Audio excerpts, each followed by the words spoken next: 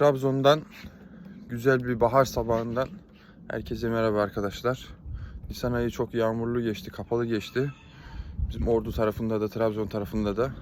Bugün çok güzel bir hava var. Çok güzel bir köydeyim. Çekebildiğim kadar çekip göstermeye çalışacağım. İyi seyirler.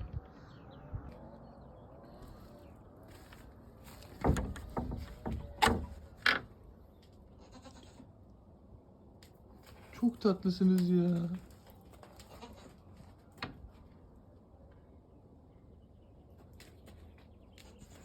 Ne oldu? Dur dur.